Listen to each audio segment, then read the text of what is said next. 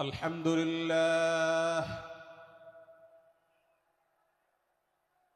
لله نحمده ونستعينه ونستغفره ونؤمن به ونتوكل عليه ونعوذ بالله من شرور أنفسنا ومن سيئات أعمالنا من يهده الله فلا مضل له ومن يضلله فلا هادي له وأشهد أن لا إله إلا الله وحده لا شريك له وأشهد أن محمدًا عبده ورسوله أرسله بالحق بشيرا ونذيرا وداعيا إلى الله بإذنه وسراجا منيرا أما بعد فقد قال الله تبارك وتعالى في كلامه المجيد وفرقانه الحميد أعوذ بالله من الشيطان الرجيم بسم الله الرحمن الرحيم يا أيها الذين آمنوا لا يسخر قوم من قوم عسى أن يكونوا خيرا منهم ولا نساء من نساء عسى أن يكن خيرا منهن ولا تلمزوا أنفسكم ولا تنابزوا بالألقاب بئس الإثم الفسوق بعد الإيمان ومن لم يتب فأولئك هم الظالمون আমাদের হেদায়েতের জন্য, আমাদের কল্যাণের পথে আহ্বানের জন্য, আমাদের জান্নাতে নেওয়ার জন্য, যার সমগ্র জীবনে কখনো ভোগ উপভোগকে প্রশ্রয় দেননি, কষ্টে নিপতিত হয়েছেন, তিনি চাইলে মক্কার রাজত্ব করতে পারতেন, তিনি চাইলে মক্কার সবচেয়ে ভোগী মানুষ হতে পারতেন, কিন্তু সেটা না করে তিনি যে ত্যাগের দৃষ্টান্ত স্থাপন করেছেন, প্রিয় নবী মুহাম্মদ সাল্লাল্লাহু আলাইহি সাল্লামের সেই অবদানের স্বীকৃতি স্বরূপ আমরা তার নাম যখনই শুনবো সাল্লাল্লাহু আলাইহি সাল্লাম বলে তার প্রতি আল্লাহর রহমত যেন, অনুগ্রহ যেন নাজিল হয় সেজন্য দোয়া করব। আল্লাহ তাআলা তার হাবিবকে রহমত এমনিতেই দান করবেন, আপনি আর আমি তার জন্য রহমতের দোয়া করার মধ্য দিয়ে আমরা সৌভাগ্যবান মানুষের কাতারে শামিল হতে পারবো। তো আমি যেটি বলছিলাম, সূরাতুল হুজুরাতের 1 থেকে 5 নম্বর আয়াত পর্যন্ত এই 5টি আয়াতে আল্লাহ রাব্বুল আলামিন প্রিয় নবী সাল্লাল্লাহু আলাইহি সাল্লামের সাথে আদব এবং শিষ্টাচারের শিক্ষা দিয়েছেন মানব জাতিকে। এবং আল্লাহ রাব্বুল আলামিন ঈমানদারদেরকে পরম মায়ার সাথে ডেকে ইয়া আইয়ুহাল্লাযীনা আমানু, হে ঈমানদারগণ, এই ডাকে আল্লাহ তাআলা ডেকে বলেছেন লা তুকাদ্দিমু বাইনা ইয়াদাইল্লাহি ওয়া রাসূলিহি, তোমরা আল্লাহ এবং তার রাসূলের সামনে আগ বেড়ে কোনো কথা বলবে না, আগ বেড়ে কোনো কাজ করবে না। একজন ঈমানদার, একজন মুসলমান, তার এই শিষ্টাচারের শিক্ষা তার জীবনে ধারণ করতে হবে। যখনই আল্লাহ কোনো কথা বলেছেন, আল্লাহ রাসূল সাল্লাল্লাহু আলাইহি সাল্লাম কোনো কথা বলেছেন, এটি নিশ্চিত হতে পারবো আমরা, তখন একজন ঈমানদার আর কখনো সেটার উপর কোনো কথা বলবে না, আগ বেড়ে কোনো কিছু করবে না, কোনো প্রকার সীমা লঙ্ঘন করবে না। ক্বালাল্লাহ ক্বালার রাসূল, আল্লাহ বলেছেন, আল্লাহ রাসূল বলেছেন, এটি শোনার পর সে তার আপাদমস্তককে সারেন্ডার করবে, সে নিজেকে আত্মসমর্পণ করবে। এর উপর তার কোনো যুক্তিকে, কোনো বুদ্ধিকে, তার কোনো মতামতকে সে সেখানে আর দাঁড় করাবার চেষ্টা করবে না। এটা একজন শিষ্টাচার বিশিষ্ট ঈমানদারের বৈশিষ্ট্য। কোরআন এই শিক্ষা আমাদেরকে দিয়েছে। ভাইরা আমার, এই শিক্ষাকে ধারণ করে আমরা যারা নিজেদেরকে মুসলমান দাবি করছি, আমাদের সম্মানীয় যারা আছেন, আল্লাহকে যেরকম আমরা সম্মান করি, আল্লাহ রাসূলকে যেরকম সম্মান করি, ঠিক একইভাবে আমাদেরকে যে সমস্ত মানুষগুলোকে সম্মান করার নির্দেশ করা হয়েছে, ওলামা একরাম রয়েছেন, আমাদের বাবা মা, বয়সে বড়, শিক্ষিত এবং যারা আমাদের শিক্ষক বৃন্দ আছেন, এভাবে যারা আমাদের সম্মানের পাত্র আছেন সে মানুষগুলোর সামনে আগ বেড়ে যেন কোনো কিছু না করি। সে আগ বাড়াটা কথার ক্ষেত্রে হতে পারে, চলার ক্ষেত্রে হতে পারে, আচরণের ক্ষেত্রে হতে পারে। এই শিষ্টাচারের শিক্ষা সূরা হুজরাতের প্রথম আয়াতে আমাদেরকে দেয়া হয়েছে। প্রিয় ভাইরা আমার, আমাদের সমাজে আজ যে সমস্ত ভালো গুণের দুর্ভিক্ষ চলছে, ক্রাইসিস চলছে, অভাব চলছে, এর মধ্যে অন্যতম হলো আজ শিষ্টাচারের অভাব। আমাদের সমাজের চতুর্দিকে আপনি দেখতে পাবেন পরিলক্ষিত হচ্ছে। আমাদের শিশু থেকে নিয়ে কিশোর, যুবক থেকে নিয়ে মধ্যবয়স্ক সকল শ্রেণী মানুষের মধ্যে আজ আদব এবং শিষ্টাচারের ভয়াবহ অভাব আমরা দেখতে পাচ্ছি। বিশেষ করে পশ্চিমা সংস্কৃতিকে আমাদের এই স্বদেশে, আমাদের এই মুসলমানদের সমাজে জোর করে পুশ করাবার, সে সমস্ত এজেন্ডাকে বাস্তবায়ন করবার যে প্রচেষ্টা এদেশের এক শ্রেণীর মানুষকে করতে দেখা যায়, তারা এদেশের সমাজের খাঁজে বাজে থাকা ইসলামের কৃষ্টি, কালচার এবং সংস্কৃতিগুলোকে ধুয়ে মুছে পরিষ্কার করবার জন্য শত সহস্র উদ্যোগ নিয়েছে।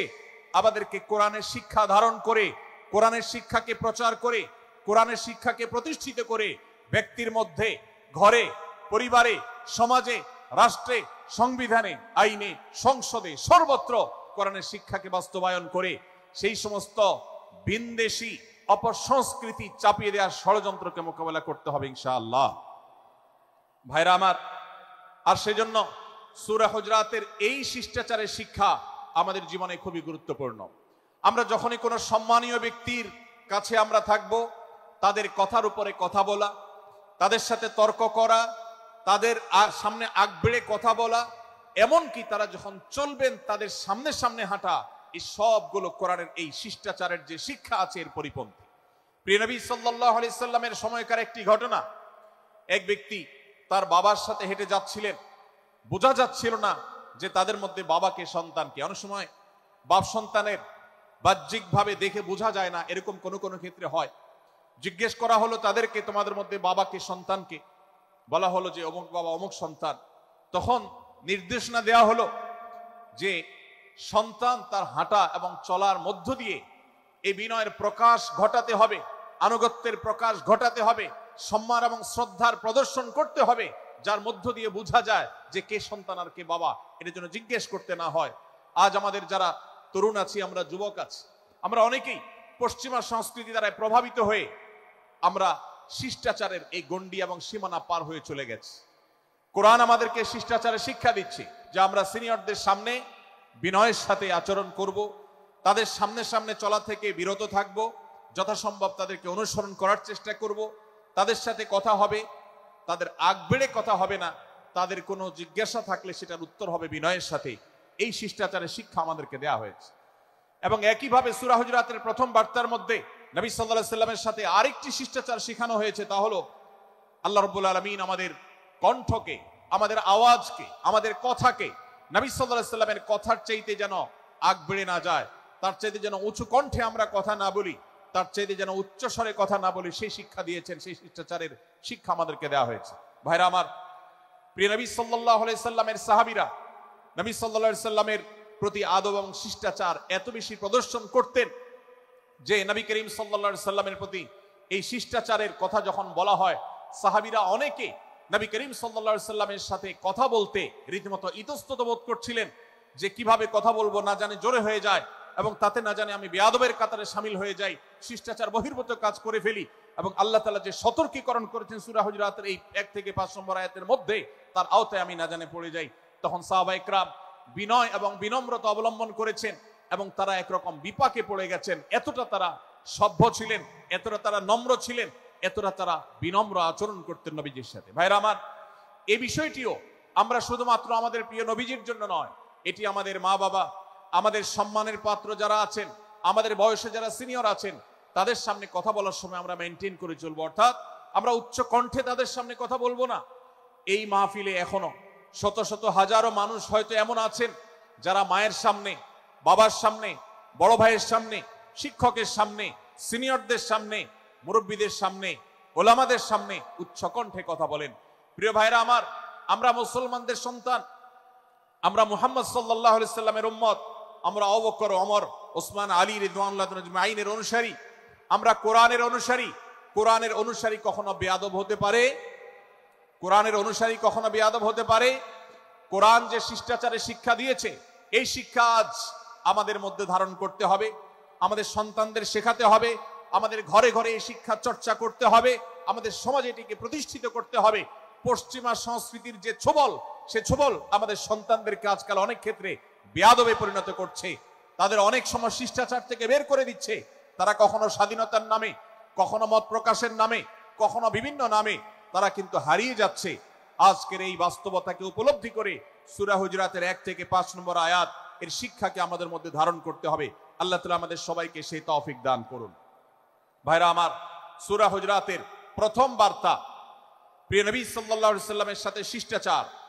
আল্লাহ এবং তার রাসূলের সামনে, আল্লাহ এবং তার রাসূলের সামনে আগ বেড়ে কোনো কথা না বলা, আগ বেড়ে কোনো আচরণ না করা, এটা তার প্রতি শিষ্টাচারের অংশ।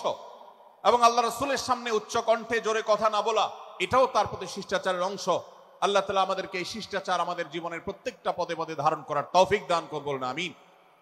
ভাইরা আমার, সূরা হুজরাতের দ্বিতীয় যে শিক্ষা, সেই শিক্ষাটা বর্ণিত হয়েছে এই সূরার 6 থেকে 8 নম্বর আয়াত। 6 থেকে 8 নম্বর এই আয়াতের মধ্যে আল্লাহ রাব্বুল আলামিন আমাদেরকে দ্বিতীয় শিক্ষা দিয়েছেন, ঈমানদার কখনো কোনো কথা বলার আগে সেই কথা সত্য কিনা, বাস্তব কিনা সেটি যাচাই বাছাই না করে বলবে না। ঈমানদার কখনো গুজবে কান দিবে না। ঈমানদার কখনো শোনা কথার উপরে ভিত্তি করে কোনো সিদ্ধান্ত গ্রহণ করবে না।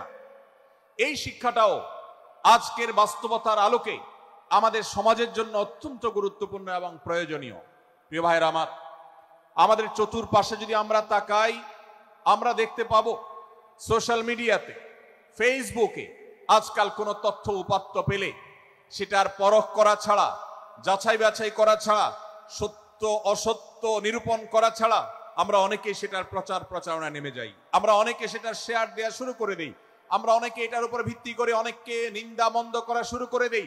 এমনকি আজ আমরা যেই জায়গায় দাঁড়িয়ে আছি, বাংলাদেশের যে সামাজিক বাস্তবতা, সেই বাস্তবতার আলোকে বলা যায় অনেক সময় অনেক ব্যক্তিকে সমাজে মিডিয়ার মাধ্যমে নানাভাবে হয়রানি করে তাকে খারাপ মানুষ হিসাবে, কালপ্রিট হিসাবে দেখানো হয়, অথচ তার দোষ, যে সমস্ত দোষের কথা তাকে বলা হয়, যে সমস্ত দোষে তাকে দোষী বানানো হয়, সে সমস্ত দোষ থেকে তিনি শত সহস্র গুণ পবিত্র এবং পরিচ্ছন্ন।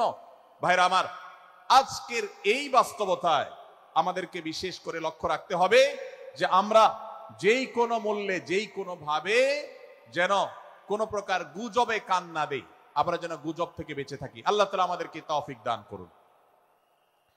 ভাই, এদিকে অনেক বেশি বাঁশির আওয়াজ শোনা যাচ্ছে। স্বেচ্ছাসেবকরা বাঁশির আওয়াজ দেওয়া ছাড়া আপনারা ভলান্টিয়ারি করুন। এত বেশি বাঁশির আওয়াজ আসছে যে কথা বলা কঠিন হয়ে যাচ্ছে। অনুগ্রহ করে বাঁশির আওয়াজ কম করে আপনারা ভলান্টিয়ারি করুন। এখনো অনেক বাঁশির আওয়াজ শোনা যাচ্ছে, বাঁশির আওয়াজগুলো বন্ধ করুন। মাশাআল্লাহ, এখন বন্ধ হয়েছে। আমরা মেহেরবানি করে বাম পাশের থেকে কিছুটা আওয়াজ পাচ্ছি, একটু নীরব নিস্তব্ধ হওয়ার জন্য অনুরোধ করছি। একটু নীরব নিস্তব্ধ না হলে কথা বলা যাবে না। অনুগ্রহ করে আমরা একটু সহযোগিতা করি এবং সবাই নীরব থাকি। ভলান্টিয়াররা অপ্রয়োজনে বাঁশির আওয়াজ দিবেন না, অপ্রয়োজনে বাঁশির আওয়াজ দিবেন না। আমাদের দেশে শব্দ দূষণ, শব্দ সন্ত্রাস, এটা এই দেশের কমন কালচার হয়ে গেছে। রাস্তায় যাবেন, প্রয়োজনে অপ্রয়োজনে গাড়ির হর্ন বাজাবে। যে কোনো প্রোগ্রামে যাবেন, প্রয়োজনে অপ্রয়োজনে বাঁশি বাজানো হবে। কদিন আগে 31st নাইট গেছে, আপনারা দেখেছেন। এত প্রচার প্রচারণা, এত সতর্কীকরণের পরেও, আইন শৃঙ্খলা রক্ষাকারী বাহিনী এত সতর্ক থাকার পরেও আপনারা দেখেছেন এক শ্রেণীর বুদ্ধি প্রতিবন্ধীরা তারা 31st নাইট উদযাপনের নামে শব্দ সন্ত্রাস করেছে। শত শত হাজারো মানুষের কষ্টের কারণ হয়েছে। প্রিয় ভাইরা আমার, ধর্ম হোক আর রাজনীতি, বিনোদন হোক আর আনন্দ হোক, যেই কোনো নামে যদি শব্দ সন্ত্রাস সৃষ্টি করে বা অতিরিক্ত শব্দ দূষণ করে, শব্দ সৃষ্টি করে মানুষকে অতিষ্ঠ করার কারণ হয়, সেটা কোনো সভ্য সমাজের দৃশ্য হতে পারে না। আমরা সেই ইসলামের অনুসারী যে ইসলামে আমাদের প্রিয় নবী সাল্লাল্লাহু আলাইহি ওয়াসাল্লাম মসজিদে নববীতে তার একান্ত পরিবেশের মধ্যে এক সাহাবী জোরে কোরআন তেলাওয়াত করছিলেন। তিনি তাকে বলছিলেন, তুমি কোনো বধির রবকে শোনাচ্ছ না, তোমার রব সবকিছু শুনতে পান, অতএব তুমি তোমার এই উচ্চ কণ্ঠের তেলাওয়াত দিয়ে আশপাশে মানুষের ডিস্টার্বের কারণ হবে না।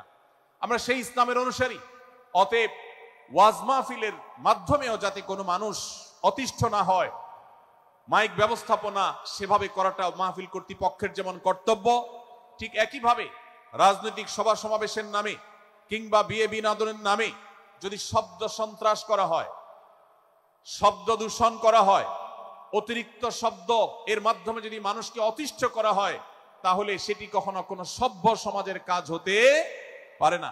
প্রিয় ভাইরা, এই জন্য আপনারা যারা তরুণ আছেন বয়সে, আপনাদেরকে আমি অনুরোধ করতে চাই, বিবাহ অনুষ্ঠানকে কেন্দ্র করে, আকিকাকে কেন্দ্র করে, নানা অনুষ্ঠানকে কেন্দ্র করে যে শব্দ সন্ত্রাস আমাদের দেশে হয়, এটি আমাদেরকে থামাতে হবে ইনশাআল্লাহ।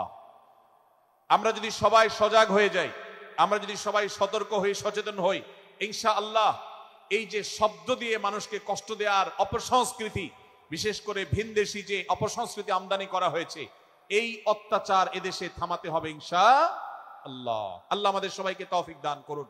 ভাইরা আমার, আমরা আমাদের আশেপাশে কোনো তরুণরা যদি এরকম শব্দ করে, গান বাজিয়ে অন্য মানুষকে অতিষ্ঠ করে, ঈদের সময় দেখা যায় বিশেষ করে সে সমস্ত যুবকদেরকে কাউন্সিলিং করতে হবে, তাদেরকে বোঝাতে হবে যে তোমার আনন্দ কখনো আরেকজনের বেদনার কারণ হতে পারে না। বহু হার্টের রোগী আছেন, বহু অসুস্থ মানুষ আছেন, বহু ছোট শিশু আছে যাদের কষ্টের কারণ হয়।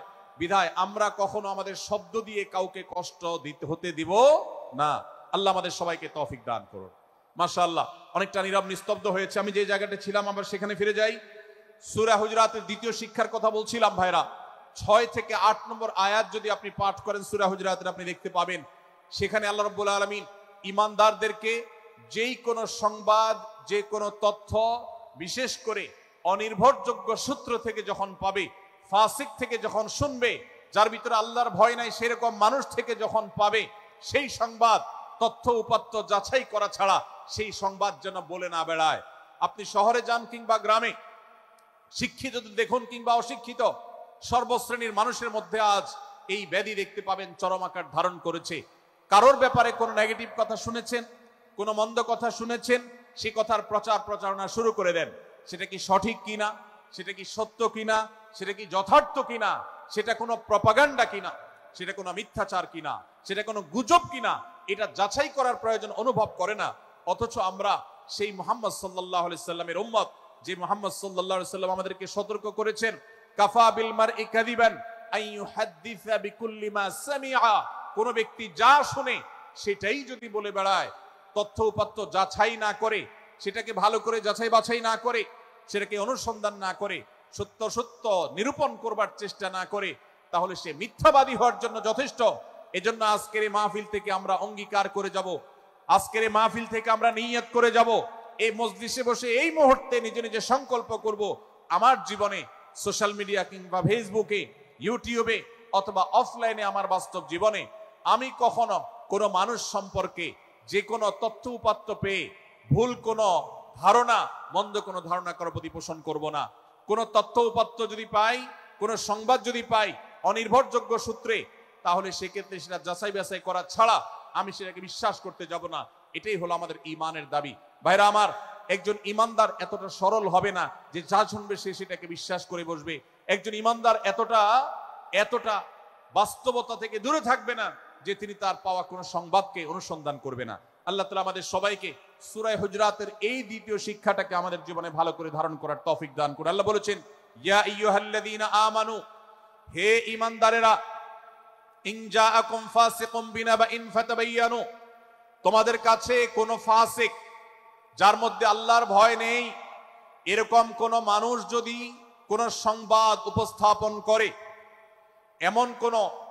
এমনকি গণমাধ্যমেও যদি কোনো সংবাদ প্রচারিত হয়, সংবাদদাতার মধ্যে যদি আল্লাহর ভয় না থাকে, সে যদি টাকার বিনিময়ে কারোর চরিত্র হনন করতে পারে, সে যদি অ্যাডভার্টাইজ পেয়ে কোনো কোম্পানির হয়ে দালালি করতে গিয়ে অন্য কারোর বিরুদ্ধে কোনো মিথ্যাচার করে, সে যদি বিদেশিদের এজেন্ডা বাস্তবায়ন করতে গিয়ে আলেম সমাজের চরিত্রকে কলঙ্কিত করে, কোনো ভালো মানুষকে দোষী হিসাবে সাব্যস্ত করে, তো আল্লাহ তাআলা আমাদেরকে সতর্ক করেছেন ফাতাবাইয়ানু, সেই সংবাদ সত্য কিনা আমাদেরকে যাচাই করতে হবে। আনতুসিবু কওমান বিজাহালাহ ফাতুসবিহু আলা মা ফাআলতুম নাদিমিন। যদি আমরা যাচাই বাছাই না করে যা শুনি সেটাকে বিশ্বাস করতে থাকি, তাহলে আমরা এক সময় লজ্জিত হতে হবে, অনুতপ্ত হতে হবে আমাদের এই ভুল অবস্থানের কারণে।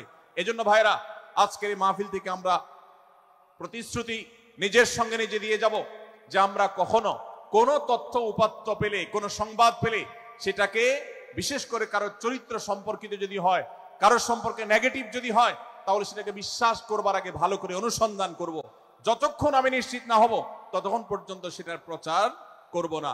আল্লাহ তাআলা আমাদের সবাইকে কোরআনের এই শিক্ষাটাও আমাদের জীবনে ধারণ করবার তৌফিক দান করুন।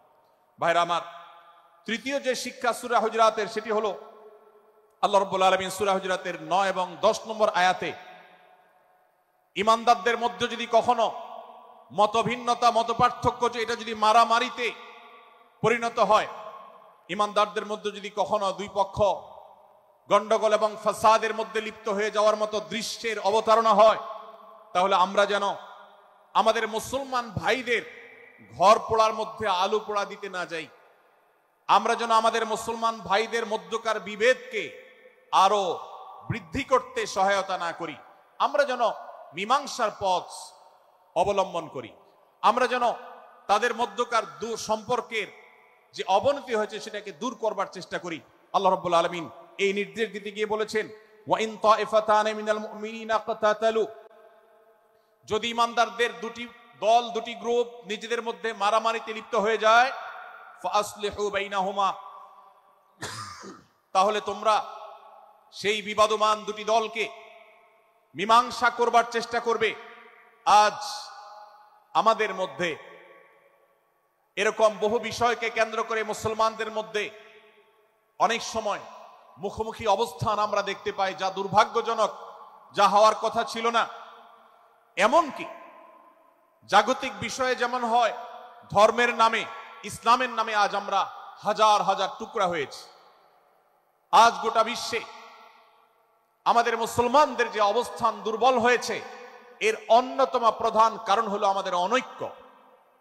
আমরা যদি আজ আহলে কিবলা, আহলে সুন্নাহ ওয়াল জামাআতের অনুসারীরা নানান মত এবং পথের অনুসারী হওয়া সত্ত্বেও, নানান থট এবং পন্থার অনুসারী হওয়া সত্ত্বেও, আমরা যদি মৌলিক বিষয়গুলোর উপর সবাই ঐক্যবদ্ধ থাকতাম, আমরা যদি আল্লাহ তাআলার দেওয়া ইত্তিহাদ মাল ইখতিলাফ, বৈচিত্র্যময় ঐক্য, বিভিন্ন বিষয়ে মতভিন্ন থাকা সত্ত্বেও মৌলিক বিষয়ে ঐক্যমতে আমরা যদি থাকতে পারতাম, আমাদের মধ্যে যদি মুসলিম ভ্রাতৃত্ববোধ থাকতো, আমাদের মধ্যে যদি বলয় ভিত্তিক যে দেয়াল আর প্রাচীরগুলো আছে সেগুলো যদি না থাকতো, তাহলে আজ বাংলাদেশের বাস্তবতা হলো, বাংলাদেশে আল্লাহর কোরআন, আল্লাহ রাসূল সাল্লাল্লাহু আলাইহি ওয়াসাল্লামের হাদিসের আলোকে বাংলাদেশ আজ অটোমেটিক পরিচালিত হতো, ঠিক কিনা বলেন?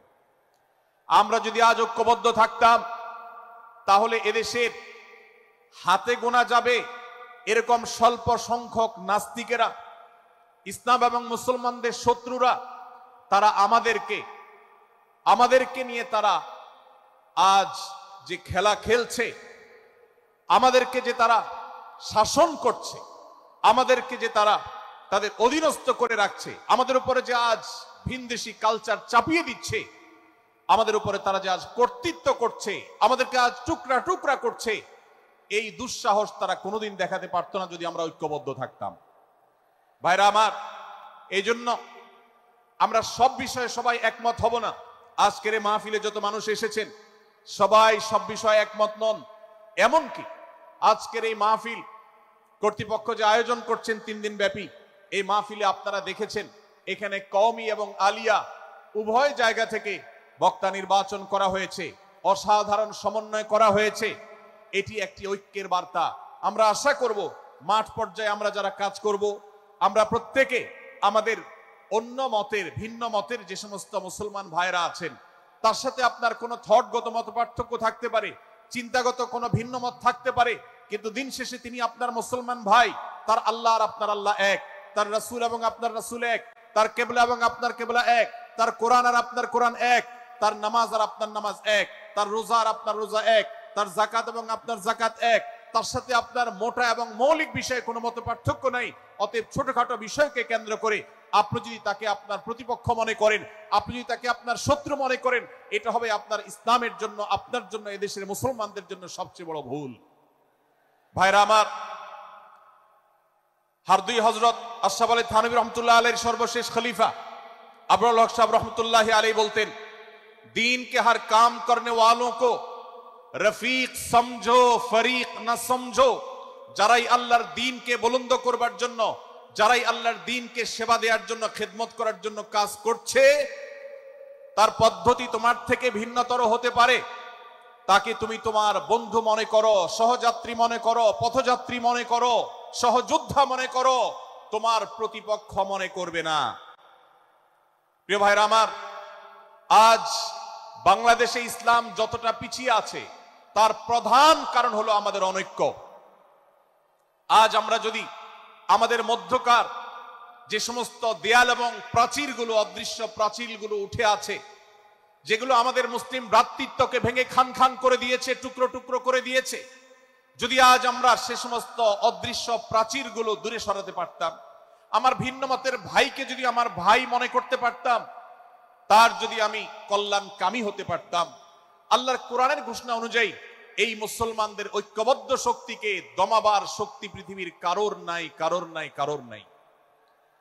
আজ আমার ভাইয়েরা ফিলিস্তিনে মার খাচ্ছে, যদি আজ গোটা বিশ্বের মুসলমানরা আমরা ফিলিস্তিনে মুসলমানদের উদ্ধারের ব্যাপারে ঐক্যবদ্ধ থাকতাম, ফিলিস্তিনে মুসলমানের দিকে চোখ তুলে তাকাবার শক্তি বিশ্বের কোনো কাফেরদের থাকতো না।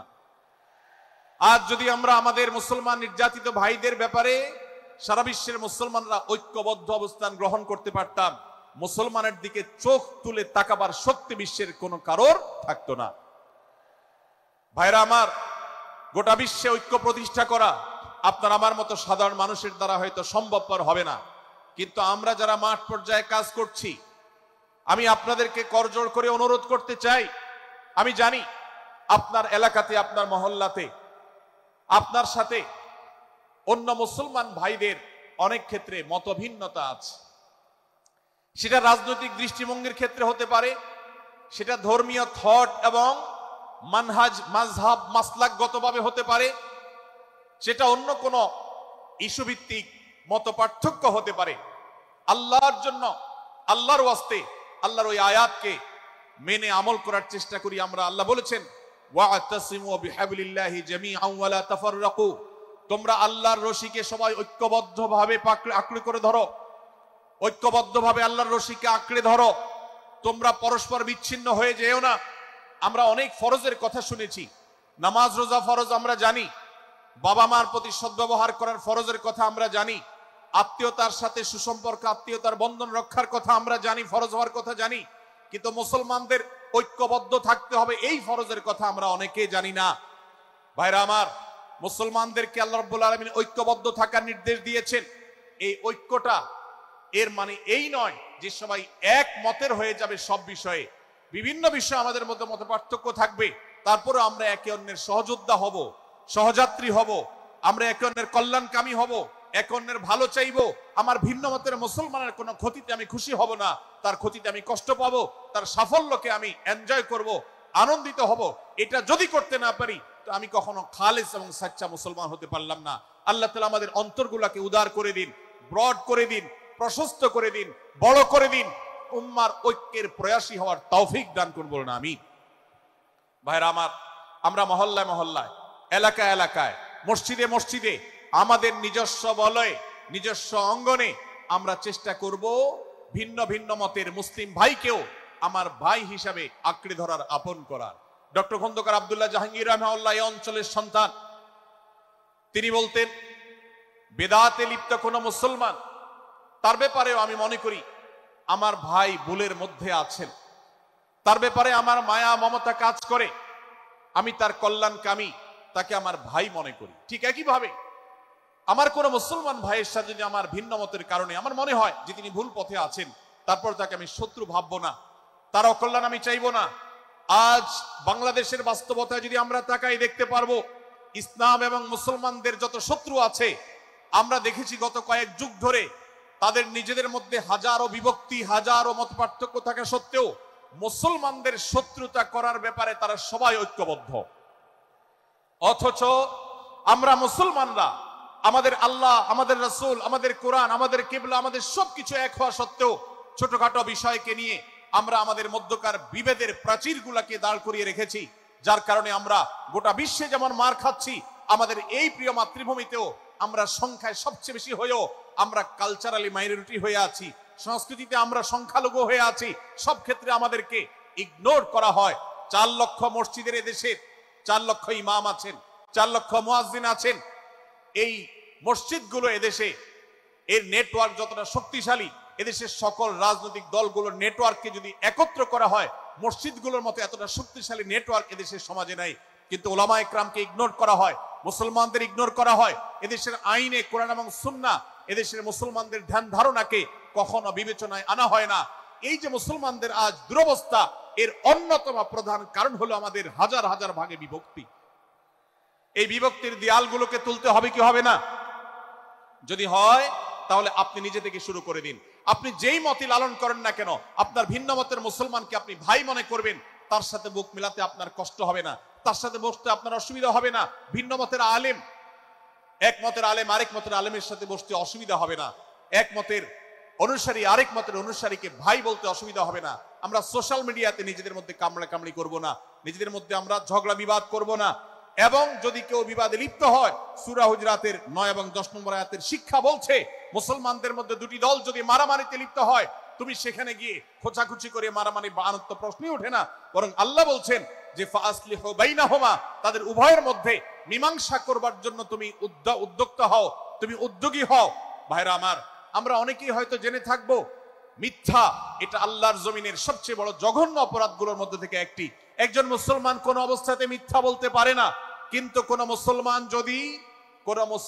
যদি অন্য মুসলমানের সাথে কখনো বিবাদ বিতণ্ডায় লিপ্ত হয়ে যায়, দুজন মুসলমান বা দুটি বলয়, দুটি পক্ষ, দুটি গোষ্ঠী মুসলমানদের, তাদের মধ্যে যদি কোনো বিষয় যদি ভুল বুঝাবুঝি তৈরি হয়, ভিন্ন মত সৃষ্টি হয়, একে অন্যের সাথে শত্রু ভাবাপন্ন হয়ে যায়, তাহলে তাদের দুইজনের মধ্যে বা দুই পক্ষের মধ্যে মীমাংসা করবার জন্য কেউ যদি মিথ্যা কথাও বলে, অর্থাৎ আপনি এক পক্ষের কাছে গিয়ে বললেন, ভাই আপনি যাকে এত খারাপ মনে করছেন, যার ব্যাপারে আপনি এতটা রাগান্বিত হয়ে আছেন, আমি তো জানি তিনি আপনার ব্যাপারে অনেক সব চিন্তা রাখেন, আপনার ব্যাপারে অনেক ইতিবাচক ভাবনা রাখেন, আপনার ব্যাপারে অনেক সুধারণা পোষণ করেন। আপনি যদি একজন মুসলমানের কাছে গিয়ে, এক পক্ষের কাছে গিয়ে যদি এই কথাটা বলেন, বাস্তবে তিনি যদি এটা নাও বলেন, তারপরেও আপনি যদি এই মিথ্যা কথা বলেন, এই মিথ্যা এটা শুধু জায়েজ নয়, বরং এই মিথ্যাটা এর মাধ্যমে আপনি যে তাদের পরস্পরের সম্পর্ককে ভালো করার চেষ্টা করেছেন, এর মাধ্যমে আপনি আল্লাহর কাছে নেকি এবং সওয়াব পাবেন ইনশাআল্লাহ। ভাইরা আমার, তাহলে দুজন মুসলমান, দুটি পক্ষ, দুটি দল, দুটি বলয়, দুটি গোষ্ঠী যদি কখনো ভিন্ন মত তাদের মধ্যে তৈরি হয়, সেটা যদি মারামারিতে গিয়ে পৌঁছায়, সেটা যদি বিবাদ বিতণ্ডা পর্যন্ত গিয়ে পৌঁছায়, আমাদের কাজ হবে মধ্যে থেকে সেটাকে মীমাংসার মাধ্যমে দূরত্বকে কমানো। আমরা কখনো দূরত্ব বাড়াবো না, পারলে দূরত্ব কমাবো। ডক্টর খন্দকার আব্দুল্লাহ জাহাঙ্গীর রহমতুল্লাহ একটা কথা বলতেন, মুসলমানদের বাড়িতে যে আগুন লেগেছে, বিভেদের আগুন, মতবিরোধের আগুন, মত পার্থক্য, এটা মতবিরোধে যে পৌঁছে গেছে, এ আগুন তিনি বলতেন, আমি নিভাবার মতো শক্তি আমার নাই, এত পাওয়ার নাই যে বহুদা বিভক্ত মুসলমানদেরকে আমি ঐক্যবদ্ধ করে ফেলবো, এত শক্তি আমার হাতে নেই। কিন্তু একটা শক্তি আমার কাছে আছে ভাই, সেটা হলো যে বিবাদমান মুসলমানদের মধ্যে বিবাদ যেন আর না বাড়ে, বিবাদের যে আগুন লেগেছে সে আগুনে যেন আর ঘি ঢালা না হয়, কেরোসিন ঢালা না হয়, সেজন্য আমি ভূমিকা রাখতে পারি। আমি আপনাদেরকে বিনয়ের সাথে অনুরোধ করতে চাই, যত বিষয় নিয়ে আমাদের মুসলমানদের পরস্পরের মত পার্থক্য আছে, হতে পারে সেটা মাসআলা নিয়ে, হতে পারে সেটা রাজনৈতিক অবস্থানকে কেন্দ্র করে, হতে পারে অন্য কোনো বিষয়কে কেন্দ্র করে, আল্লাহর ওয়াস্তে আপনি বিভেদ মিটাতে পারেন আর না পারেন, বিভেদ যেন না বাড়ে সেজন্য আপনি অবস্থান গ্রহণ করবেন, বিভেদ বাড়ার ক্ষেত্রে কোনো ভূমিকা পালন করবেন না, এবং সব সময় উম্মার ঐক্য প্রয়াস চাইবেন, প্রয়াস চালাবেন, উম্মার ঐক্য চেষ্টা করবেন। আল্লাহর কাছে আপনি যে দোয়াগুলো করেন এর মধ্যে একটা দোয়া যেন এটাও থাকে, হে আল্লাহ, আমরা বহুদা বিভক্ত হয়ে গেছি, আমরা টুকরা টুকরা হয়ে গেছি, যার কারণে তোমার ভাষ্য অনুযায়ী ফাতাফশালু ওয়া তাযহাবা রিহুকুম, আজ আমাদের শক্তি শেষ হয়ে গেছে, আমরা দুর্বল হয়ে গেছি।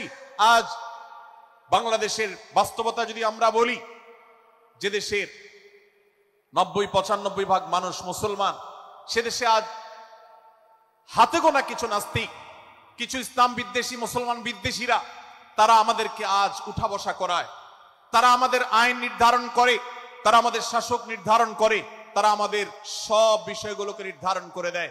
আমাদের সন্তানরা পাঠ্যপুস্তকে কি পড়বে সেটাও ইসলাম বিদ্বেষীরাই ঠিক করে দেয়। ভাইরা আমার, এই অবস্থার যদি পরিবর্তন চাই তাহলে আমাদের মধ্যকার দূরত্বগুলো কমাতে হবে। এজন্য আপনার দোয়ার মধ্যে আল্লাহর কাছে নিবেদন করুন, আল্লাহ আপনি আমাদের মধ্যকার বিভেদগুলো কমিয়ে দিন, আল্লাহ আমাদের ওলামাদেরকে ঐক্যবদ্ধ করে দিন, আল্লাহ আমাদেরকে ইত্তেহাদ মাল ইখতিলাফ, বৈচিত্র্যময় ঐক্য, মতভিন্ন থাকা সত্ত্বেও মৌলিক বিষয় ঐক্যবদ্ধ হওয়ার তৌফিক দান করুন। সীসাঢালা প্রাচীরের মতো আমাদেরকে কাঁধে কাঁধ মিলিয়ে আল্লাহ এবং তার রাসূল সাল্লাল্লাহু আলাইহি সাল্লামের আদেশ নিষেধকে ব্যক্তি, সমাজ, পরিবার, রাষ্ট্রে সর্বত্র বাস্তবায়নের জন্য কাজ করার তৌফিক দান করুন। আমরা আমাদের দোয়ার মধ্যে মুসলমানদের ঐক্যের জন্য দোয়া করব তো ইনশাআল্লাহ। আল্লাহ তাআলা আমাদেরকে সেই তৌফিক দান করুন। ভাইরা আমার, তাহলে সূরা হুজুরাতের তৃতীয় শিক্ষা বলছিলাম 9 থেকে 10 নম্বর আয়াতে আল্লাহ রাব্বুল আলামিন মুসলমানদের মধ্যে যদি কখনো বিবাদ, বিতণ্ডা, মারামারি, হানাহানি সৃষ্টি হয় তাহলে সেটিকে মীমাংসা করবার কথা বলেছেন। অতএব যদি কোনো স্বামী স্ত্রীর মধ্যেও কখনো মনোমালিন্য তৈরি হয়, আপনার যদি সেখানে ভূমিকা রাখবার সুযোগ থাকে, আপনি চেষ্টা করবেন উভয়ের মধ্যে দূরত্বটা কমাবার জন্য। আমরা অনেকে আজকাল নামাজ কালাম পড়ি, রোজা রাখি, দাড়ি রাখি, অনেক ভালো ভালো কথা বলি, অথচ দুজনের মধ্যে গন্ডগোল লাগলে আমরা সেখানে এক পক্ষ হয়ে আরেক পক্ষকে আমরা খেপিয়ে তুলি। পারলে অনেকে চগলখড়ি করেন, প্রত্যেক পক্ষের কাছে গিয়ে অপর পক্ষের ব্যাপারে মিথ্যা কথা বলে তাদের মধ্যে ভেজালকে আরো বাড়িয়ে দেন। এই জন্য নবী সাল্লাল্লাহু আলাইহি সাল্লামের ঐতিহাসিক হাদিস রয়েছে, লা ইয়াদখুলুল জান্নাতা নাম্মাম, যে ব্যক্তি চগলখড়ি করে, দুজনের মধ্যকার গন্ডগোল ফাসাদ বৃদ্ধিতে যে ব্যক্তি ভূমিকা রাখে, ভেজাল লাগায়, এই চগলখোর কখনো জান্নাতে যাবে না। আমাদের অনেকেরই এই দুঃস্বভাব আছে, এই খারাপ চরিত্র আছে। সূরা হুজুরাত, এই জন্য আমাদের আজকের যে সমাজ বাস্তবতা আছে, আমাদের যে ব্যাধি আছে ব্যক্তিগত পর্যায়ে, আমাদের পরিবারের, সমাজের সর্বত্র যে ব্যাধিগুলো ছেয়ে গেছে, সূরা হুজুরাতের প্রতিটি আয়াত যেন সেই ব্যাধির সবচেয়ে বড় মহৌষধ, সেটা যেন সবচেয়ে বড় প্রতিষেধক, সেটা যেন সবচেয়ে বড় সমাধান। এই জন্য আমি বলেছি শুরুতে, আমার যদি আল্লাহ শক্তি সামর্থ্য দিতেন, প্রত্যেক মুসলমানের হাতে পায়ে ধরে সূরা হুজুরাতের 18টি আয়াত, প্রত্যেকটি আয়াত আমি আমার মুসলমান ভাইদেরকে বলতাম, বারবার পড়ুন, বারবার পাঠ করুন, বোঝার চেষ্টা করুন, জীবনকে পরিবর্তন করুন। এদেশে নামাজি মুসলমান আপনি কম বেশি পাবেন, এদেশে রোজাদার মুসলমান কম বেশি পাবেন, এদেশে হজ আদায়কারী মুসলমান কম বেশি পাবেন, এদেশে তাসবিহরত মুসলমান কম বেশি পাবেন, কিন্তু এদেশে আচার আচরণ, কাজ কারবার, আখলাক এবং বান্দার হক এবং অধিকার, অন্যের অধিকার সংশ্লিষ্ট বিষয়ে সচেতন মুসলমান আপনি খুব বেশি পাবেন না। আর এই জন্যই আমাদের জান্নাতের পথে অনেক বড় অন্তরায় হয়ে আছে। আজ আমাদের চরিত্রগুলো নষ্ট হয়ে গেছে। আমরা নামে মুসলমান, আমরা চগলখড়ি করি, আমরা নামে মুসলমান, দুজনের মধ্যে গন্ডগোল সৃষ্টি করে দেই। গন্ডগোল আগে থেকে সৃষ্টি থাকলে সেটাকে বাড়াবার চেষ্টা করি। আমরা নামে মুসলমান, আমাদের শিষ্টাচার নাই, আদব নাই, লেহাজ নাই। এই জন্য সূরা হুজুরাতের প্রতিটি আয়াত আমাদেরকে শিক্ষা দেয়। আল্লাহ তাআলা আমাদের সকলকে এই শিক্ষাগুলো আজকের এই মাহফিল থেকে আমাদের বুকের ভেতরে পরম যত্ন সহকারে নিয়ে যাওয়ার এবং আমাদের জীবনকে পরিবর্তন করার তৌফিক দান করুন। ভাইরা আমার, তৃতীয় এই শিক্ষাটি শেষ করে আমি বলতে চাচ্ছি, চতুর্থ আয়াতে আল্লাহ রাব্বুল আলামিন আমাদেরকে বলেছেন, আমরা যেন কেউ কাউকে নিয়ে বিদ্রূপ না করি, ব্যঙ্গ না করি, কেউ কাউকে যেন বাজে নামে না ডাকি, কেউ যেন কাউকে খোঁচাখুচি না করি, কেউ যেন কারোর নাম বিকৃত করে তাকে না ডাকি। ভাইরা আমার, এই আয়াতটি আমি শুরুতে তেলাওয়াত করেছি। আল্লাহ বলেছেন, ইয়া আইয়ুহাল্লাযীনা আমানু লা ইয়াসখার কওমুম মিন কওমিন আসা আন ইয়াকুনু খায়রাম মিনহুম। হে ঈমানদারেরা, হে মুসলমানেরা, তোমাদের কেউ যেন অন্য কারোর নাম ধরে অন্য কাউকে ব্যঙ্গ, বিদ্রূপ, ঠাট্টা না করে। আমরা একে অন্যকে নিয়ে ঠাট্টা করি কি করি না? বিদ্রুপ করার রোগ আমাদের মধ্যে আছে না নাই? ভাইরা আমার, জাগতিক বিষয় তো আছেই, এমনকি দুর্ভাগ্যজনক বাস্তবতা হলো ধর্মের নামে, ইসলামের নামে একদল মুসলমান অপর দল মুসলমানকে নিয়ে হাসি, ব্যঙ্গ, বিদ্রুপ, রাসাহাসি এবং নাম বিকৃত করা এবং খোঁচাখুচি করা, এই কাজগুলো আমাদের মধ্যে আছে না নাই? আমরা যারা ইসলামের খেদমত মনে করে আমার ভিন্ন মতের, ভিন্ন দলের মুসলমানকে খোঁচাখুচি করি, আমরা যারা আল্লাহর খেদমত মনে করে, ইসলামের সেবা মনে করে, দাওয়াতের কাজ মনে করে, ইসলাম প্রচার মনে করে ভিন্ন মতের অন্য দলের মুসলমানকে নিয়ে ব্যঙ্গ, বিদ্রুপ আর হাসাহাসি করি, তাদেরকে সোশ্যাল মিডিয়াতে, অনলাইনে, অফলাইনে তুচ্ছ তাচ্ছিল্য করি, আল্লাহর শপথ করে বলছি এটা ইসলামের সেবা নয়, এটা হলো প্রবৃত্তির পূজা, এটা হলো আপনার নফসের পূজা, এটা হলো আপনার প্রবৃত্তির গোলামি করা, এটা আল্লাহর গোলামি নয়, এটা ইসলামের খেদমত নয়, এটা ইসলামের 12টা বাজানো। ভাইরা আমার, কোন অবস্থাতে একজন মুসলমান অন্য মুসলমানকে নিয়ে ব্যঙ্গ বিদ্রুপ করতে পারে না। আমার মুসলমান ভাই যদি কোনো ভুল কথা বলে, ভুল কাজ করে, আমি যথাযথ নিয়মে তাকে সংশোধনের চেষ্টা করব, সমালোচনা করার দরকার হলে সেটাও করব, কিন্তু হাসাহাসি নয়, বিদ্রুপ নয়, ব্যঙ্গ করা নয়। আজ আমাদের তরুণদের মধ্যে এটা একটা আর্টে পরিণত হয়েছে।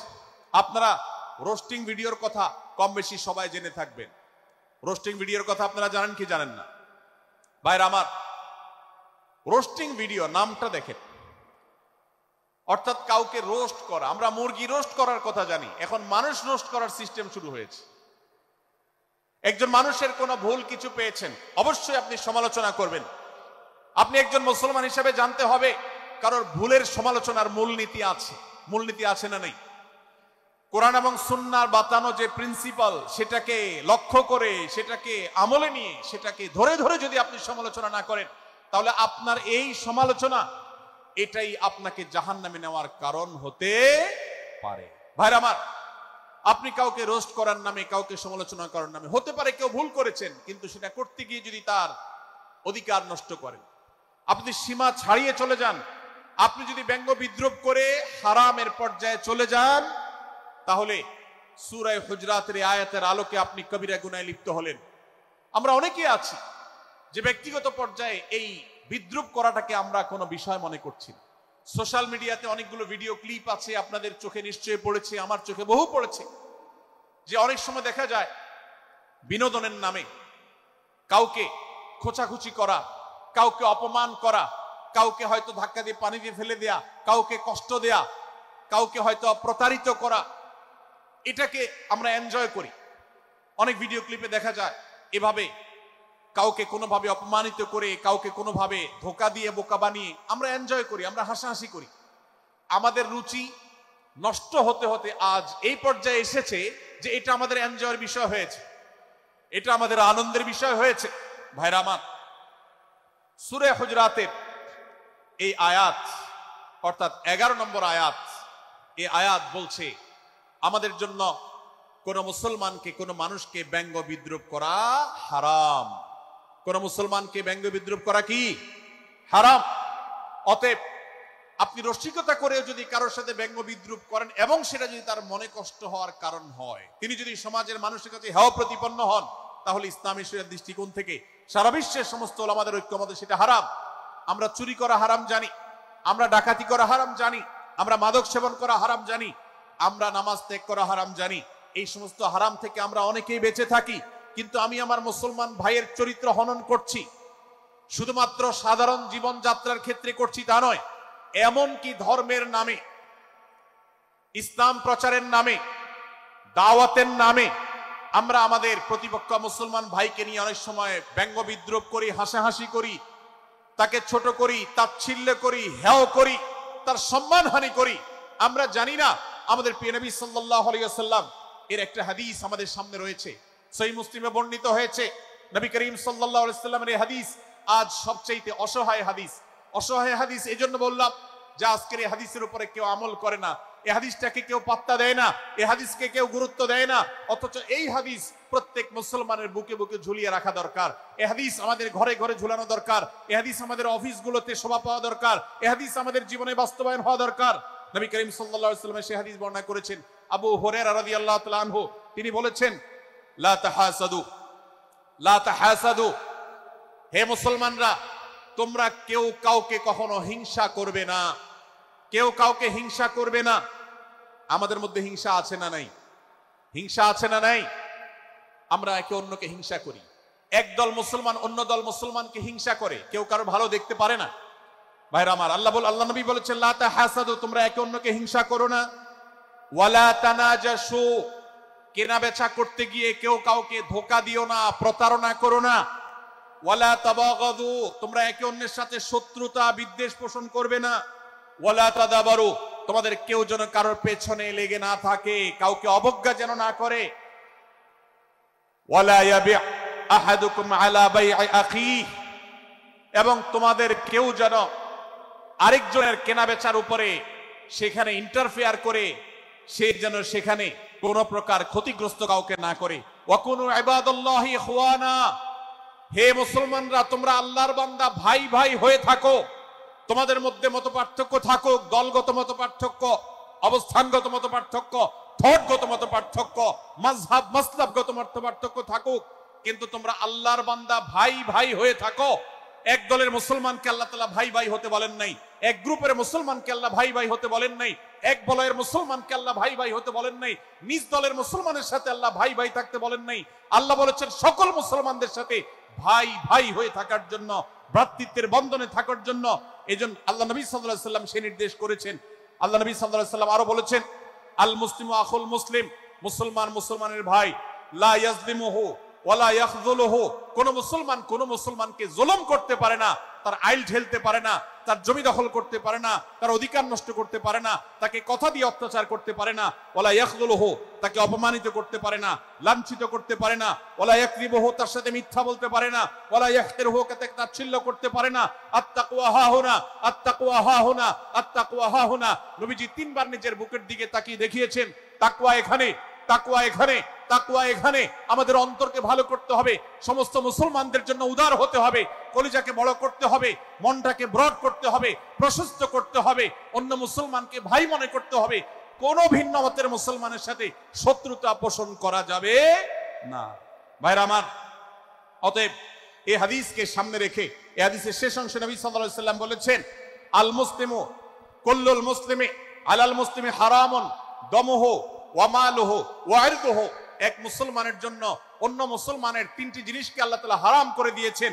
কোন মুসলমানের রক্ত এটা প্রবাহিত করা, কাউকে হত্যা করা যেরকম হারাম, কোন মুসলমানের সম্পদ অন্যায়ভাবে আপনি ভোগ করবেন, দখল করবেন, মেরে দিবেন, এটা হারাম।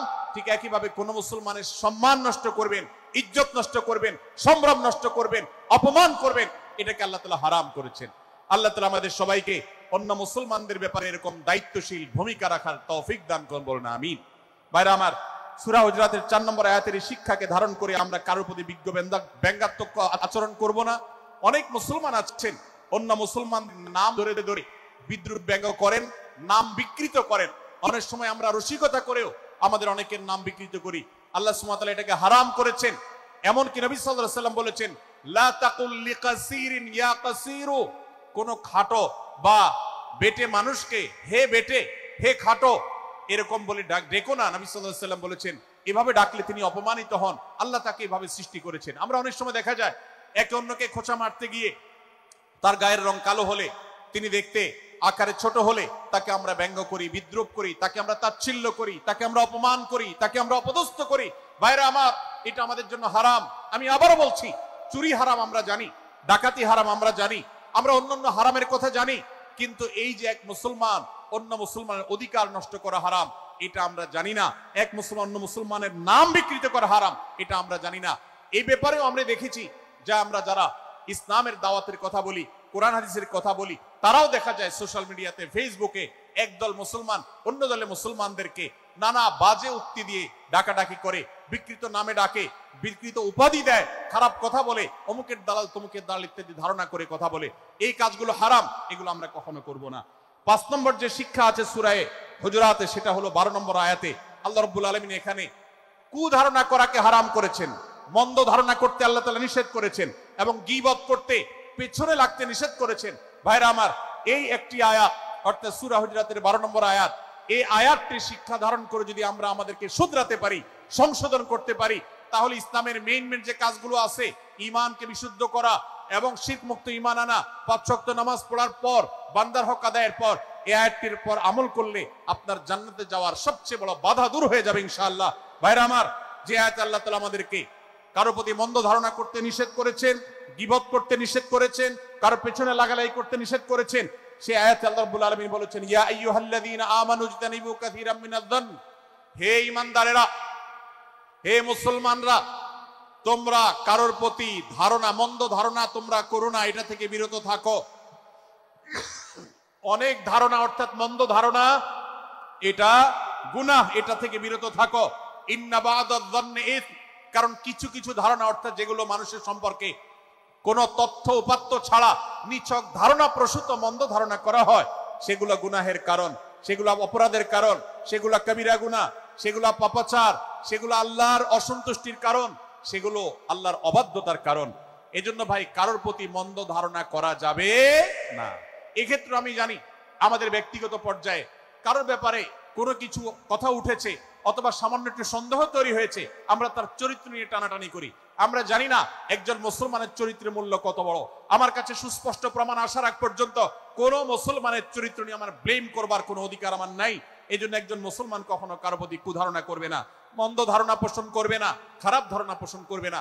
আল্লাহ তাআলা আমাদেরকে এবং মুসলমানের সম্পর্কে খারাপ ধারণা করা থেকে বেঁচে থাকার তৌফিক দান করুন। ভাইরা আমার, কিছুটা বিশৃঙ্খলা দেখা যাচ্ছে। আমরা আপনাদেরকে বিনীতভাবে অনুরোধ করতে চাই, অনুগ্রহ করে সবাই বসে পড়ুন। যারা দাঁড়িয়ে আছেন তারা একটু বসে পড়ুন, সবাই যার যার দায়িত্বে বসে যান। আপনি আরেকজনের চিন্তা না করে আপনি একটু বসে যান। ভলান্টিয়ার ভাইরা, প্যান্ডেলের ভেতরে পেছনে কি হচ্ছে আপনারা একটু দেখুন। ডান পাশে যে সমস্ত ভাইরা আছেন, ভাইরা আপনারা আমার কথা শুনুন। ডান পাশে, আমার প্যান্ডেলের ডান পাশে যারা আছেন, আপনাদেরকে আমরা অনুরোধ করছি, ওয়াজ মাহফিলের মঞ্চে, তাফসীর কোরআন মাহফিলের প্যান্ডেলে এসে আমরা যদি বিবাদ বিতণ্ডায় লিপ্ত হই, আমরা সে বিষয়ে আলোচনা করছি, আল্লাহর ওয়াস্তে আমরা বিবাদ বিতণ্ডা বন্ধ করি। আপনারা একটু শান্ত হন, আল্লাহর জন্য একটু সবর করেন। ভাইরা আমার, এদিকে যে কিছুটা বিশৃঙ্খলা দেখা যাচ্ছে, আপনাদেরকে আমরা অনুরোধ করছি আপনারা একটু বিশৃঙ্খলা বন্ধ করুন। ভাইরা, এখানে যারা দাঁড়িয়ে আছেন সবাই বসে যান, সবাই বসে যান, সবাই বসে যান। যশোরের মানুষের দুর্নাম হোক, আপনারা কি চান? আপনারা কি চান যশোরের মানুষের দুর্নাম হোক? তাহলে আশপাশে ভাইরা ওনাদেরকে সবাইকে বসায় দেন, বসায় দেন, কাউকে দাঁড়ায় থাকতে দিবেন না। ভাই সবাই বসেন, সবাই বসে যান। এখানে যারা দাঁড়িয়ে আছেন সবাই বসেন, অনুগ্রহ করে সবাই ধৈর্য ধারণ করেন এবং বসেন। আজকের এই মাহফিল সুন্দরভাবে শেষ হোক। আপনারা কি চান কি চান না? ভাই আপনারা কি চান কি চান না? যদি আপনারা চান, অনুগ্রহ করে আমার ডান পাশে যারা বিশৃঙ্খলা করছেন তারা বসে যান। আপনাদেরকে আমরা অনুরোধ করছি এখান থেকে বসে যান। আপনারা কি ডক্টর মিজানুর রহমান আজহারী সাহেবের আলোচনা শুনতে চান কি চান না? যদি চান তাহলে মেহেরবানি করে আওয়াজ বন্ধ করে পরিবেশ শান্ত করে। এখানে অল্প কিছু মানুষের মধ্যে বিশৃঙ্খলা দেখা যাচ্ছে। কোন কারণে এত বড় মাহফিল, এত মানুষের, লাখো লাখো মানুষের সমাগম, এখানে কোনো কারণে ঝামেলা হতেই পারে, কিন্তু আমরা অনুগ্রহ করে ধৈর্য ধারণ করি। ধৈর্য কোথায়? সবাই বসে যায়, সবাই বসে যান, আওয়াজ বন্ধ করেন। ভলান্টিয়ার ভাইরা এদিকে বিনয়ের সাথে মানুষদেরকে বসানোর জন্য চেষ্টা করেন। আশেপাশের যারা আছেন বসে, তারা দাঁড়ানো ভাইদেরকে হাতে পায়ে ধরে বসান, সবাই সবাইকে টান দিয়ে বসান। ভাই এপাশে যারা বিশৃঙ্খলা আচরণ করছেন তারা আপনারা একটু বসেন। আপনারা যদি বিশৃঙ্খলা আচরণ না থামান তাহলে সেক্ষেত্রে মাহফিল সুন্দরভাবে শেষ করা যাবে না।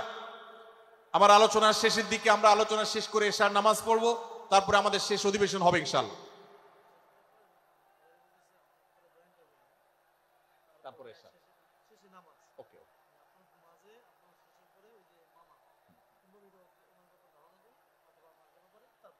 ভাই মেহেরবানি করে আপনারা শান্ত হন।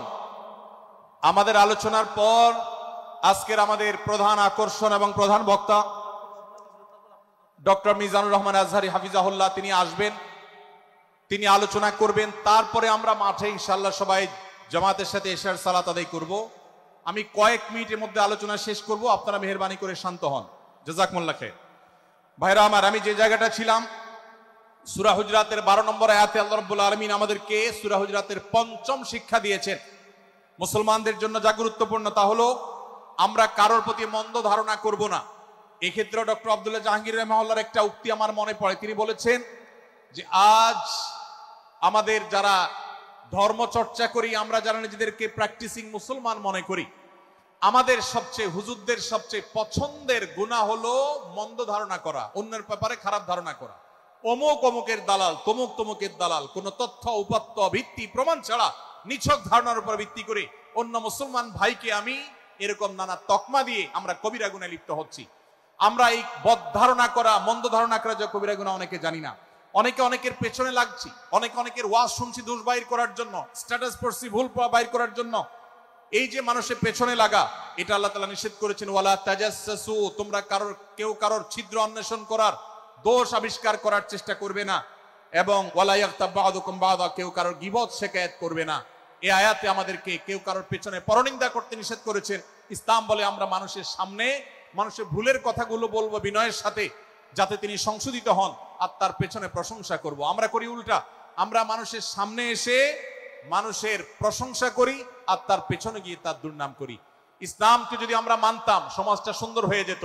আমরা যদি সামনে কারোর দোষ বলতাম তাহলে তিনি সংশোধিত হতেন, আর পেছনে যদি গুণ বলতাম তাহলে তিনি ভালো সেখান থেকে শিক্ষা গ্রহণ করতেন। সূরা হুজরাতের 6 নম্বর শিক্ষা 13 নম্বর আয়াতে আল্লাহ তাআলা বলেছেন যে আমাদের সবার গোড়া কোত্থেকে এসেছে, আমাদের গর্বের কোনো বাহ্যিক কারণ নাই তাকওয়া ছাড়া। আল্লাহ বলেছেন, ইয়া আইয়ুহান নাস ইন্না খালাকনাকুম মিন যাকারিন ওয়া উনসা, হে মানুষ সকল, তোমাদেরকে আমি মানুষ, নারী এবং পুরুষ, আদম এবং হাওয়া থেকে সৃষ্টি করেছি। ওয়াজআলনাকুম শুউবান ওয়া ক্বাবাইলা লিতাআরাফু, বিভিন্ন গোত্রে তোমাদেরকে আমি বিভক্ত করেছি পরিচয়ের জানার জন্য, সুবিধা শুধুমাত্র। আর আল্লাহ বলেছেন শেষে, ইন্নাল্লাহা আলিমুন খাবীর, তোমরা কি করো আল্লাহ জানে। অতএব আমাদের কারোর পর কারো কোনো শ্রেষ্ঠত্ব নেই তাকওয়া ছাড়া।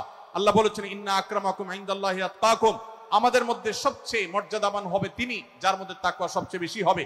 আমাদের কোনো বংশগত গৌরব, কোন অঞ্চলগত গৌরব, অন্য কোনো গৌরব আমাদের থাকবে না, শুধু তাকওয়ার গৌরব আমাদের থাকতে পারে। সেটাও গর্ব, নিষিদ্ধ গর্ব বা অহংকারের মতো নয়, বরং সেটা আমাদের বিনয়ের জায়গা। সর্বশেষ 7 নম্বর যে শিক্ষা সূরা হুজরাতে রয়েছে, সেটা 14 এবং 14 থেকে 18 নম্বর আয়াতে আল্লাহ তাআলা ঈমান এবং ইসলামের চিহ্ন উল্লেখ করেছেন। যে 6টা শিক্ষা উল্লেখ করা হয়েছে, এর আলোকে মুসলমানকে, মুনাফিককে সেটা নিরূপণ হবে। এজন্য আল্লাহ তাআলা শেষে এটি উল্লেখ করেছেন। এই 7টি শিক্ষাকে ধারণ করে আমরা আমাদেরকে ভালো মুসলমান হিসেবে গড়ে তোলার চেষ্টা করব, আমাদের জীবনকে সাজাবার চেষ্টা করব। আল্লাহ তাআলা আমাদের সবাইকে তৌফিক দান করুন। আমি আবারও এক নজরে বলে শেষ করছি, সূরা হুজরাত কোরআনে কারীমের 26তম পারার একটি সূরা, 49 নম্বর সূরা, কোরআনের 18টি আয়াতের আছে। প্রথম থেকে 5 নম্বর আয়াত পর্যন্ত আল্লাহ রাসূলের সাথে আদব লেহাজ বজায় রাখা, শিষ্টাচার মেনটেন করা এবং সম্মানীয় ব্যক্তিদের সাথেও এখান থেকে আমরা শিক্ষা নিয়ে আদব লেহাজ বজায় রাখা, তাদের সামনে আগ বেড়ে কথা না বলা, আগ বেড়ে কাজ না করা, উচ্চকণ্ঠে কথা না বলা, এই শিক্ষা আল্লাহ দিয়েছেন। দ্বিতীয়ত, আমাদেরকে কোনো সংবাদ, বিশেষ করে অনির্ভরযোগ্য তথ্যের সংবাদ শুনে আমাদেরকে কারোর ব্যাপারে ধারণা করার আগে আল্লাহ তাআলা আমাদেরকে যাচাই করার শিক্ষা দিয়েছেন।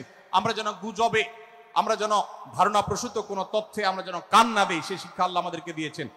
এটি 6 থেকে 8 নম্বর আয়াতে, 9 থেকে 10 নম্বর আয়াতে আল্লাহ তাআলা মুসলমানদের 2 গ্রুপের মধ্যে গন্ডগোল দেখা দিলে মীমাংসা করতে বলেছেন, এবং 4 নম্বর শিক্ষা 11 নম্বর আয়াতে বিদ্রুপ করতে নিষেধ করেছেন আল্লাহ তাআলা, কারণ নাম ধরে ব্যঙ্গ করাকে হারাম করা হয়েছে। এবং 5 নম্বর শিক্ষা 12 নম্বর আয়াতে আল্লাহ তাআলা দিয়েছেন, কারোর প্রতি মন্দ ধারণা করা যাবে না, কারোর পেছনে লাগা যাবে না, এবং কারোর মন্দ নামে কাউকে ডাকা যাবে না, কারোর সমালোচনা তার পেছনে করা যাবে না, এগুলোকে হারাম করা হয়েছে। 6 নম্বর শিক্ষা 13 নম্বর আয়াতে আল্লাহ বলেছেন, আমাদের সবার মধ্যে কারোর কোনো শ্রেষ্ঠত্ব নাই তাকওয়া ছাড়া। যার তাকওয়া যত বেশি, আল্লাহ ভীতি যত বেশি, তিনি আল্লাহর কাছে তত শ্রেষ্ঠ এবং সেরা। 7 নম্বর সর্বশেষ শিক্ষা হলো 14 থেকে 18 নম্বর আয়াতে আল্লাহ রাব্বুল আলামিন ঈমানদারদের আলামত, মুনাফিকদের আলামত উল্লেখ করেছেন। সেখান থেকে শিক্ষা নিয়ে আমরা আমাদের ঈমানকে পরখ করার চেষ্টা করব, আমাদের আমলকে পরখ করার চেষ্টা করব। আল্লাহ তাআলা আমাদেরকে সূরা হুজরাতের আলোকে আমাদের জীবনকে গঠন করার তৌফিক দান করুন, বলুন আমিন। আল্লাহ তাআলা আমাদের সবাইকে আজকের এই তাফসীর কোরআন মাহফিল থেকে সূরা হুজরাতের এই 7টি শিক্ষাকে ধারণ করে ভালো মুসলমান, যে মুসলমান সম্পর্কে নবীজি বলেছেন, আল মুসলিমু আখুল মুসলিম, মুসলমান মুসলমানের ভাই। যে হাদিসে নবীজি বলেছেন যে আল মুসলিমু মান সালিম আল মুসলিমুনা মিন লিসানি ওয়া ইয়াদি, মুসলমান সে যার হাত আর মুখ দ্বারা অন্য কোন মুসলমান কষ্ট পায় না, নিরাপদে থাকে। আমরা আমাদের সমাজকে শান্তিপূর্ণ সুশৃঙ্খল রাখতে হলে আমাদেরকে মুসলমান হতে হবে, ভালো মানুষ হতে হবে। আমাদের হাত মুখ দ্বারা কেউ কষ্ট পাবে না, কারোর হক নষ্ট করব না, কারোর অধিকার নষ্ট করব না, কারোর কষ্টের কারণ হবে না, কাউকে আঘাত করব না, কাউকে গালি দিব না, কারোর কোনো প্রকার অধিকার খর্ব করব না, জুলুম করব না। আল্লাহ তাআলা আমাদের সবাইকে কোরআন এবং হাদিস যে মুসলিমের চিত্র অঙ্কন করেছে, কোরআন এবং হাদিসে মুসলিমের যে রূপরেখা বর্ণনা করেছে, কোরআন এবং হাদিসে যে আদর্শ মুসলমানের চিত্র উপস্থাপন করেছে, আল্লাহ আমাকে আপনাকে আমাদের সবাইকে সেই মুসলমান হওয়ার তৌফিক দান করুন, বলুন আমিন। ভাইরা আমার, আমরা মুসলমানরা যদি কোরআন হাদিসের আলোকের সে আদর্শ মুসলমান হতে পারি, বিশ্বের মানচিত্র পরিবর্তন হতে সময় লাগবে না, বাংলাদেশের পরিস্থিতি পরিবর্তন হতে সময় লাগবে না। তবে সবকিছুর আগে আমাদেরকে বদলাতে হবে, আমাদেরকে মুসলমান হতে হবে, কোরআন এবং হাদিসের বাস্তব অনুসারী হতে হবে। প্রকৃত কোরআন হাদিসের অনুসারী হতে পারলেই ইনশাআল্লাহ ইসলামের জয় হবে, কোরআন হাদিসের বিজয় হবে, মুসলমানদের বিজয় হবে, মুসলমানদের দুর্দিনের পরিবর্তন আসবে। আমরা বিশ্ববাসীকে দেখাতে পারবো আমরা সবচেয়ে আদর্শবাদী, আমরা বিশ্বের মানবতার সবচেয়ে বড় আমরা অনুসারী এবং মানবতাকে সবচেয়ে বেশি প্রতিষ্ঠাকারী। আল্লাহ তাআলা আমাদের সবাইকে বিশ্ব মানবতাকে, আমাদের ইসলামের সৌন্দর্যকে আমাদের ব্যক্তি জীবনে চর্চা করার মধ্য দিয়ে, পরিবার এবং সমাজে চর্চা করার মধ্য দিয়ে ইসলামের সৌন্দর্যকে আল্লাহ তাআলা তুলে ধরার তৌফিক দান করুন। জাযাকুমুল্লাহু খায়রা ওয়া আখিরু দাওয়ানা আলহামদুলিল্লাহি রাব্বিল আলামিন। ওয়াসসালামু আলাইকুম ওয়া রাহমাতুল্লাহি ওয়া বারাকাতুহু।